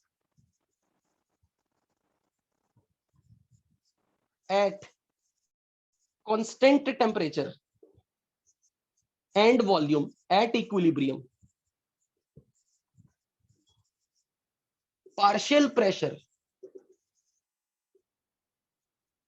is proportional to number of moles. क्योंकि P is equal to nRT by V, T और V कांस्टेंट है, R कांस्टेंट है, सो P is proportional to moles. तो जिस ratio में moles change होंगे उसी ratio में पार्शियल प्रेशर चेंज होगा. अब आगे ये नोट करो.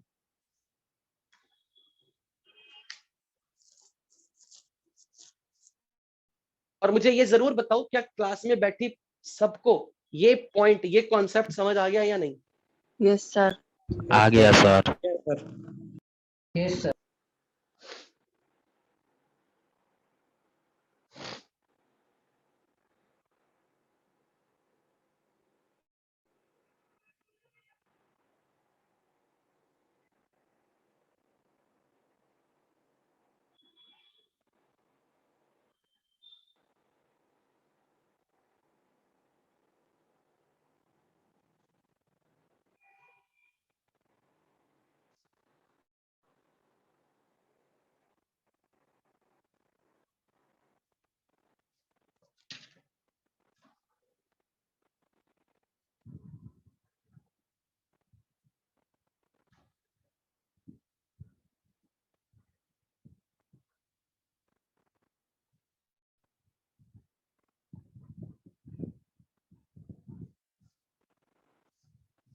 Can I erase? Yes sir. No sir. Okay.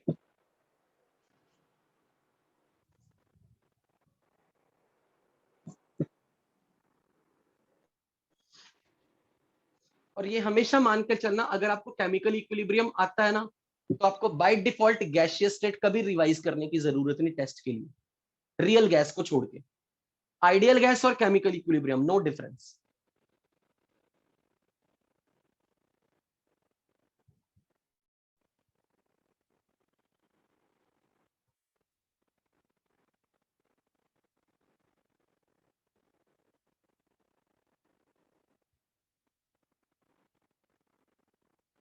Done? Yes Yes. sir. Yes sir. Yes sir. Done, sir.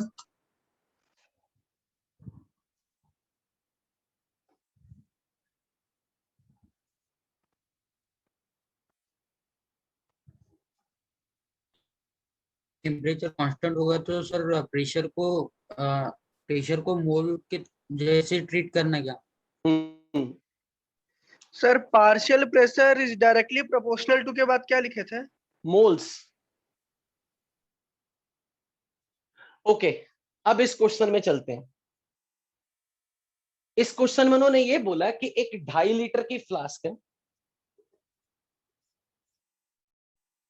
इसमें 0.15 मोल कार्बन मोनोऑक्साइड का है.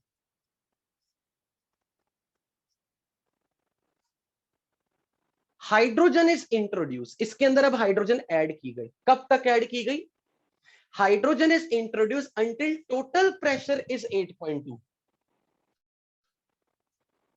At equilibrium. नहीं,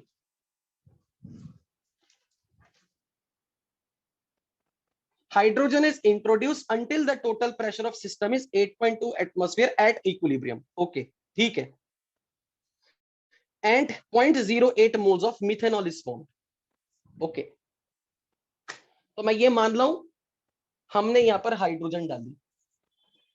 हाइड्रोजन के मान लेते हैं कि कुछ मोल डाले, ए मोल. वो बताए नहीं उन्होंने कितने मोल डाले, मान लेते हैं कि ए मोल डाले. अब हमें पता है कि ये दोनों रिएक्ट करेंगे और मिथेनॉल बनेगा.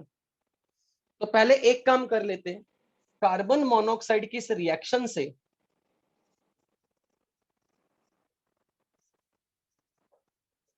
हम ये निकाल लेते हैं कि 0 टाइम पर अगर इसके 0.15 मोल है और इसके ए मोल है, तो इक्विलिब्रियम आने तक इसके अगर x मोल घटे तो इसके कितने बने, इसके कितने बने, वो निकालो. इक्विलिब्रियम आने तक कितने कितने मोल घटने के बाद कितने कितने बन गए? 2x और x. नहीं, गलत है। मैंने ये बोला कितने बच गए, कितने बच गए, कितने बन गए। A माइनस 0.3 बचेंगे उसके। 0.15 माइनस एक्स मान लो, एक्स मोल डिकम्पोज हुए, तो फिर इसके कितने मोल बचेंगे। अब x into 2 divide by 1, 2x तो खर्च होंगे, a मोल में से 2x खर्च हुए तो a माइनस 2x बचे, और इसके x इंटू 1 डिवाइड बाई 1 तो इसके x मोल्स बने। मैंने ये क्यों निकाले मोल्स इक्विलिब्रियम पे, क्योंकि उन्होंने मेरे से केसी पूछा हुआ, और अगर मुझे इस रिएक्शन का केसी लिखना हो तो मैं कैसे लिखूंगा KC, concentration of methanol at equilibrium raised to power coefficient upon concentration of carbon monoxide at equilibrium raised to power coefficient upon concentration of hydrogen gas at equilibrium raised to power coefficient।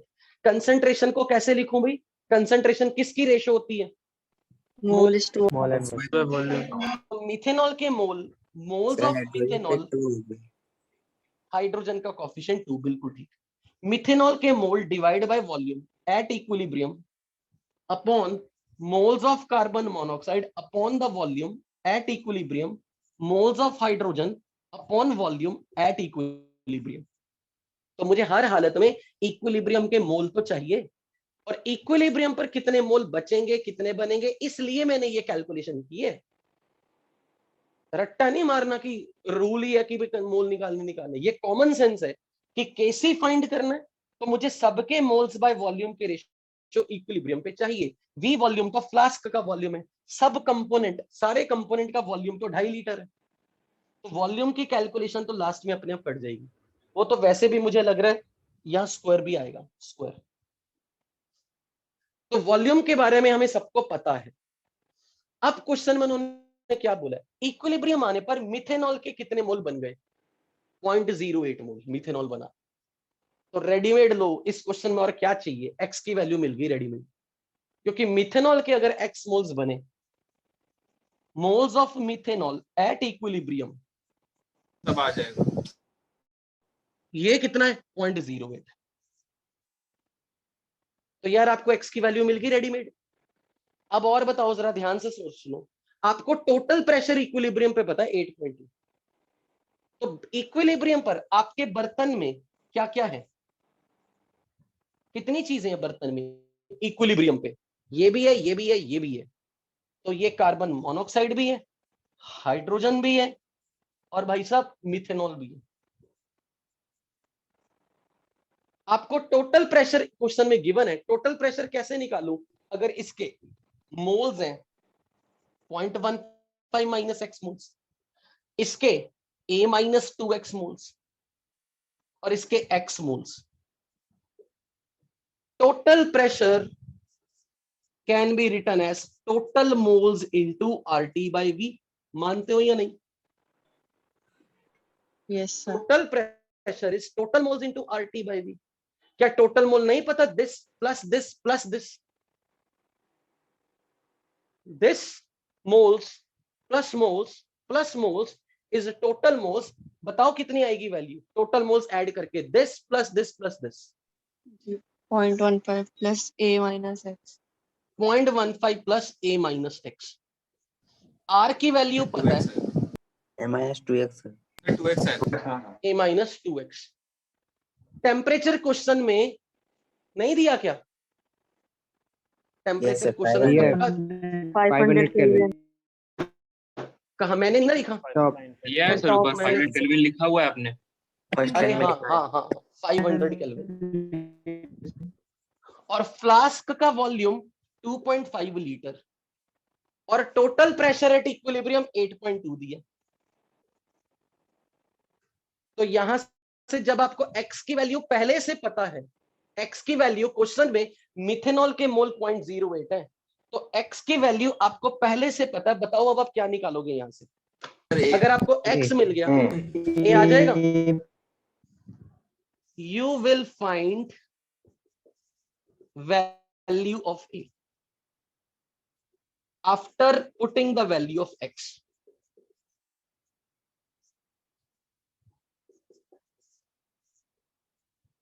जब आपको a मिल गया, x मिल गया, तो आपको इनके moles मिल गए सबके equilibrium पे। Yes sir. जब x की वैल्यू मिल गई, a की वैल्यू मिल गई, क्या आपको सबके मोल्स मिल गए ना इक्विलिब्रियम पे? तो आपको यही तो पुट करना है कैसे निकालने के लिए। वॉल्यूम तो पता है 2.5 लीटर, अब ये भी पता 2.5 लीटर, ये भी पता 2.5 लीटर, ये भी 2.5 लीटर। और आपको जब x की वैल्यू मिल गई, a की वैल्यू मिल गई, सबके मोल्स में मिल गए, और क्या चाहिए यार? केसी तो रेडीमेड आ गया। Yes sir. और अगर केसी आ गया और आपसे केपी पूछा है, कोई रिलेशन सीखा है केपी और केसी का आपस में?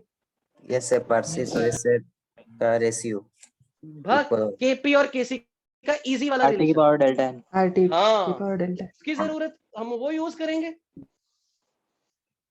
KP by KC is equal to RT raise to power what?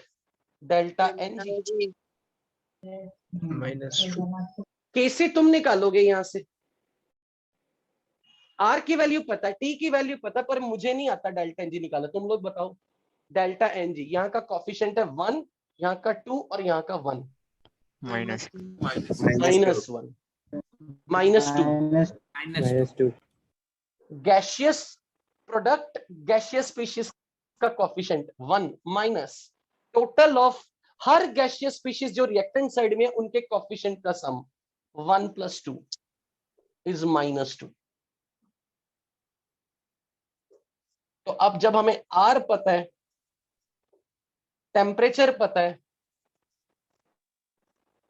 Delta N G पता है, केपी नहीं पता, पर केसी आप निकाल चुके हो। बोलो केपी आ जाएगा या नहीं? Yes sir. सर सर अगर वो डेल्टा एन जी जैसे क्यूब रूट आ गया या फोर्थ रूट आ गया तो फिर हम कुछ नहीं होता। alternate कैलकुलेशन method use जैसे कर रहे हैं। ऑल्टरनेटिव मेथड यूज करना चाहो कर लो, नहीं तो कैलकुलेशन आपको कभी टफ नहीं आने वाली एग्जाम में। वो कुछ ऐसी आती कट कटा के सब होल नंबर बन जाते। Yes sir. Don't worry about that. Sir total pressure निकाल कर हमको क्या मिला सर? तू बता मुझे, टोटल प्रेशर से मैंने क्या निकाला? मुझे एक्स पता था, हाँ टोटल सर। प्रेशर पता था, मैंने क्या निकाला? ए निकाला। और एक बार ए मिल गया, एक्स पहले से पता है, तो ये मालूम मिल गया पूरा, ये मिल गया, ये मिल गया, मोल्स मिल गए सबके इक्विलिब्रियम वाले। और जब इक्विलिब्रियम वाले मोल मिल गए तुझे इक्विलिब्रियम पर, वॉल्यूम तो पता फ्लास्क का, enjoy KC. Okay once KC is known then enjoy KP. हाँ जी बोलो बेटा।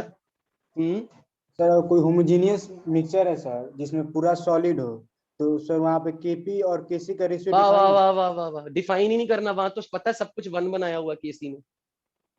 लेकिन ऐसे अगर किया जाएगा मैंने तो कहा था ना सॉलिड का मिक्सचर होमोजेनियस होता ही नहीं। ये कैसे भूल गया? मैंने कब कहा सॉलिड्स का मिक्सचर होमोजेनियस होता है? ऐसा अगर लिक्विड हो तो सर पूरा लिक्विड। तब वहां पे केपी डिफाइन होगा जब सारे लिक्विड। पार्शियल प्रेशर किसका रखना है? लेकिन सर आप बोले ना कि वो एनजी वो वाला सबके लिए डिफाइन है। जब जी किसके लिए डिफाइन है? जब जी लिखा है, मैंने एल लिखा, एस लिखा। सर वहाँ पे सर 0 हो जाएगा तो 1 आ जाएगा सर, और 1 केपी हम यूज ही नहीं करेंगे जब पता है रिएक्शन के सारे कंपोनेंट लिक्विड होंगे। Yes sir. वहां पर उनका पार्शियल प्रेशर कैसे आएगा? वही तो सर, जब मैंने उसका डेरिवेशन किया, जब डिराइव किया था कल, तो कोई ना कोई तो गैसियस कंपोनेंट था ना मिक्सचर में, तभी तो केपी डिफाइन की। Yes sir. तभी इसको यूज कर सकते हैं, नहीं कर पाएंगे। ओके बच्चों, आज की क्लास यहीं पे समाप्त होती है।